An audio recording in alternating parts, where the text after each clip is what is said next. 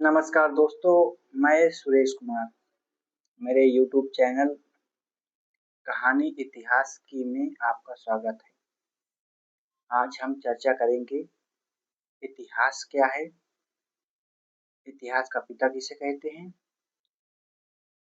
इतिहास के स्रोत क्या हैं, भारत के नामकरण पर और आर्कियोलॉजिकल सर्वे ऑफ इंडिया अर्थात भारतीय पुरातत्व सर्वेक्षण भाग के बारे में और कुछ अभिलेखों के बारे में। तो ये सब जानने के लिए मेरे साथ जुड़े रहें और मेरे चैनल को सब्सक्राइब कर लें।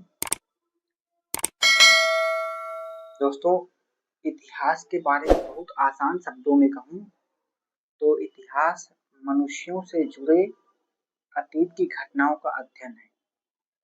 अर्थात इतिहास ज्ञान की वह शाखा है जिसके अंतर्गत हम मनुष्य से जुड़ी हुई अतीत की घटनाओं का अध्ययन करते हैं। आमतौर पर इतिहास को 5 हिस्सों में बांटा जाता है।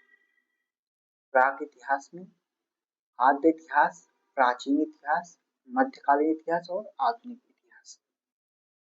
इतिहास के पिता के रूप में हम लोग हेरोडोटस को जानते हैं, जो कि यूनान के रहने वाले हैं और उनकी पुस्तक का नाम था हिस्टोरिका। अगर हम भारतीय परिप्रेक्ष्य में बात करें तो चंद्रगुप्त मौर्य के दरबार में जो विदेशी यात्री आया था, जिसे हम मेगस्थनीज के नाम से जानते हैं, और उसने इंडिका पुस्तक लिखी थी, उसे भारतीय इतिहास का जनक भी कहा जाता है। उसकी पुस्तक का नाम इंडिका था और वह भी यूनान से ही आया था।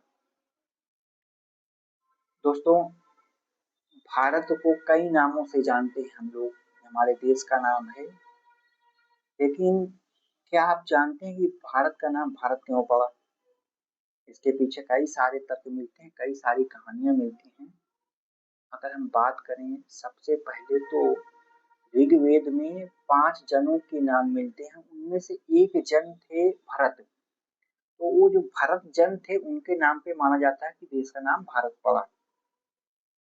ठीक इसी तरह वायु पुराण में मिलता है कि दुष्यंत के जो पुत्र थे भरत, महाराज दुष्यंत के जो पुत्र थे भरत, उनके नाम पे देश का नाम भारत पड़ा। पाणिनि की अष्टाध्यायी में भी आपको देश का नाम भारत ही मिलता है। दोस्तों, भारत वर्ष का पहला उल्लेख जो खारवेल का हाथी गुम्फा अभिलेख है वहां मिलता है।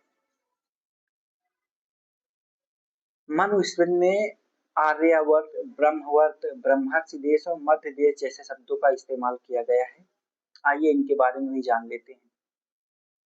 दोस्तों, जो ब्रह्मवर्त प्रदेश है, ये आपकी सरस्वती और बृहस्पति नदी जो है इनके बीच के क्षेत्र को कहा गया है। और जो ब्रह्मर्षि देश है, ये गंगा यमुना के बीच का जो क्षेत्र है, जिसमें मेरा फतेहपुर जी शामिल है, ये ब्रह्मर्षि देश का हिस्सा था। और मध्य देश हिमालय पर्वत से लेके विंध्य पर्वत के बीच का जो क्षेत्र था उसे मध्य देश कहा गया था। अब बात करते हैं आर्यावर्त की। तो जब आर्यों का प्रसार आपके पूर्वी भारत में हो गया, तब पूर्वी समुद्र से लेके पश्चिमी समुद्र और हिमालय पर्वत से लेके विंध्य पर्वत के बीच का जो क्षेत्र है उसे आर्यावर्त कहा गया है। हम ऐसा कह सकते हैं कि जो आपका ब्रह्मवर्त प्रदेश है या आपका जो ब्रह्मर्षि देश है या जो आपका मध्य देश है, इन तीनों को मिला दें तो आपका आर्यावर्त बन जाएगा। दोस्तों, इतिहास को जानने के जो स्रोत हैं उनमें 2 स्रोत मिलते हैं आपको। पहला आपका पुरातात्विक स्रोत है और दूसरा आपका ऐतिहासिक स्रोत है, साहित्यिक स्रोत है।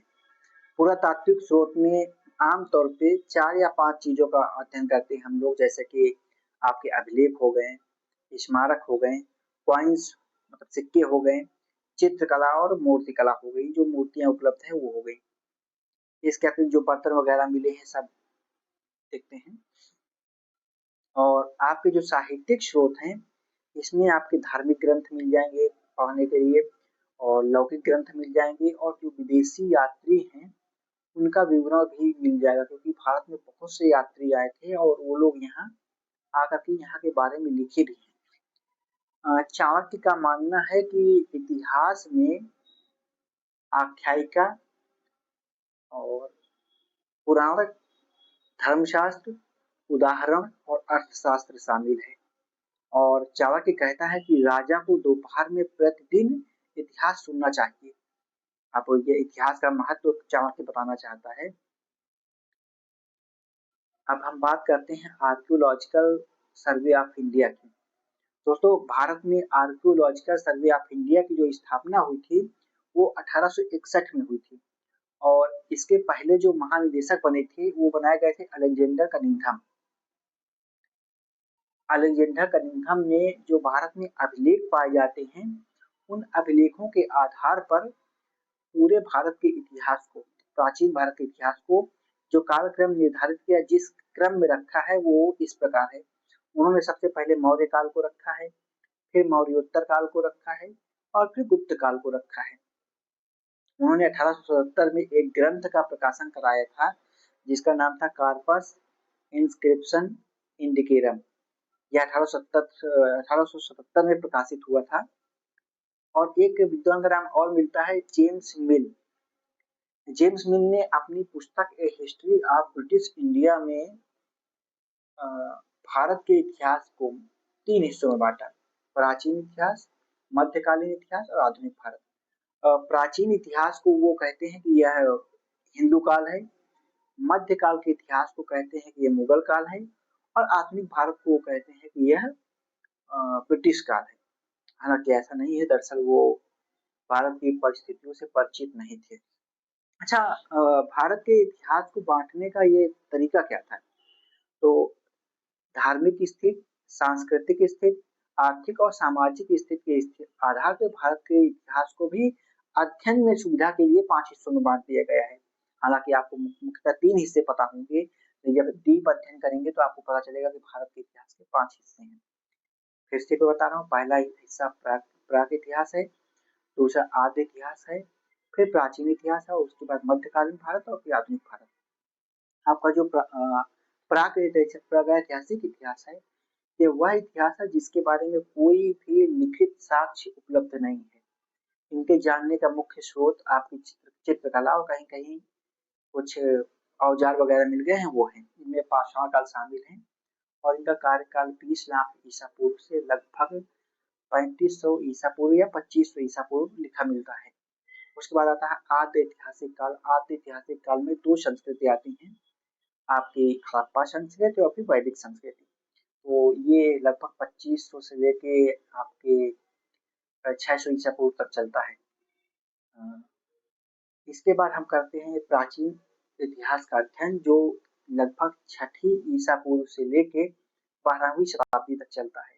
12वीं शताब्दी हम कह सकते हैं कि कुतुबुद्दीन ऐबक का राजा बनना। उसके बाद हम करते हैं मध्यकालीन भारत का अध्ययन। तो ये हम 12वीं शताब्दी से लेके औरंगजेब की मृत्यु अर्थात 1707 तक इसमें शामिल किया गया है कालखंड। और आधुनिक भारत में औरंगजेब की मृत्यु के बाद से लेके अब तक का जो कालखंड है उसे आधुनिक भारत के अंतर्गत रखा गया है। दोस्तों, अभिलेख क्या है, हम इस पे भी चर्चा कर लेते हैं। दरअसल अभिलेख ऐसे लेख हैं जो किसी कठोर समतल चट्टान पर लिखे गए हैं, अर्थात चट्टान समतल हो और कठोर हो तो उसमें खुदे गए हैं, ये मतलब कि गोद कर लिखे गए हैं। जैसे हम सिलबट्टे को गुदवाते हैं ठीक वैसे लिख दिए गए हैं। जैसे कि मूर्तियों में कहीं कहीं लिखे मिले हैं, कुछ बर्तनों में लिखे मिले हैं, कहीं कहीं किसी शिला में मिल गए या फिर किसी स्तंभ में मिल गए। तो अगर हम इस अभिलेखों की बात करें तो जो सबसे पहला ज्ञात अभिलेख मिलता है वो एशिया माइनर का भूगज कोई अभिलेख है, जहाँ आर्यों के प्रमुख देवता इंद्र, नाशत्य और वरुण का जिक्र मिलता है।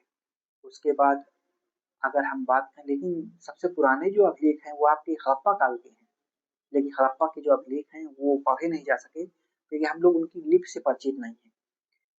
जो सबसे मतलब पुराने और पढ़ने योग्य अभिलेख हैं वो आपके मौर्य काल के हैं, खासतौर पे सम्राट अशोक मौर्य के, जो कि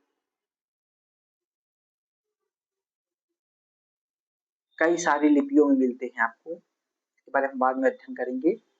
और इन्हें 1837 में जेम्स प्रिंसप ने पढ़ा था। तो जैसे कि और बहुत सारे अभिलेख हैं, जैसे कि बेशनगर का गरुड़ अभिलेख हो गया, रुद्रदामन का जूनागढ़ अभिलेख हो गया, या फिर ऐहोल अभिलेख हो गया। तो इन अभिलेखों के बारे में हम क्रम से पढ़ेंगे और डिटेल में पढ़ेंगे। तब तक के लिए नमस्कार। दोस्तों, अपील है कि मेरे यूट्यूब चैनल को आप लोग सब्सक्राइब कर लें और अपने दोस्तों तक भी शेयर करें, ताकि मुझे प्रोत्साहन मिले और मैं और भी बेहतर तरीके से अपनी वीडियो बना सकूं। अभी मैं जानता हूं कि थोड़ा आवाज़ में दिक्कत आ रही है और एडिटिंग में भी दिक्कत आ रही है, लेकिन धीरे-धीरे मैं सीख रहा हूँ और बहुत जल्द मैं एडिटिंग करके सब बिल्कुल अपडेट कर दूँगा खुद को। तब तक के लिए नमस्कार। इतिहास जानने के लिए मेरे चैनल को सब्सक्राइब